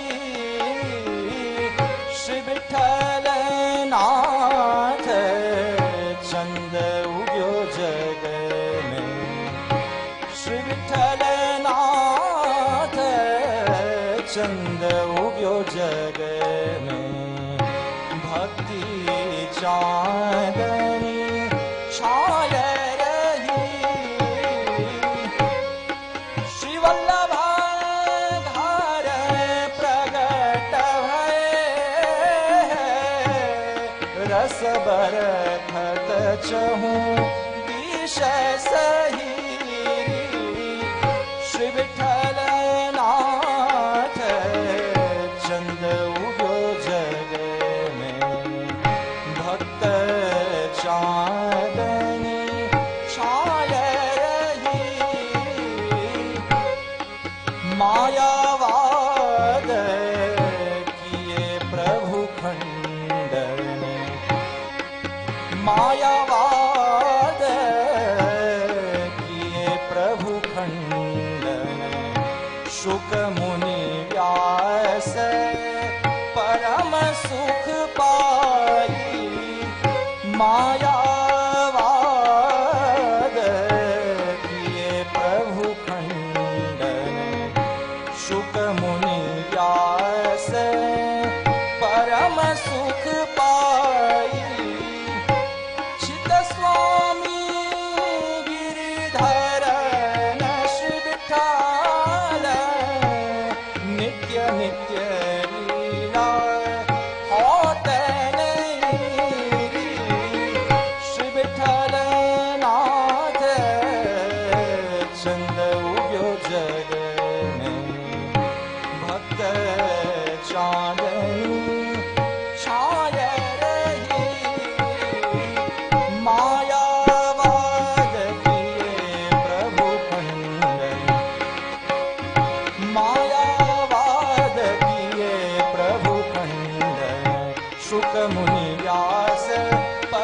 सुख पाई मायावाद चित स्वामी गिरिधरण श्री विठ्ठल चित स्वामी गिरिधरण श्री विठ्ठल नित्य नित्य लीला होत नहीं नित्य नित्य लीला होत नहीं श्री विठ्ठल नाथ चंद्र उग्यो जग में श्री विठ्ठल नाथ चंद्र उग्यो जग में भक्त चांदनी भक्त चांदनी भक्त चांदनी छाय रही।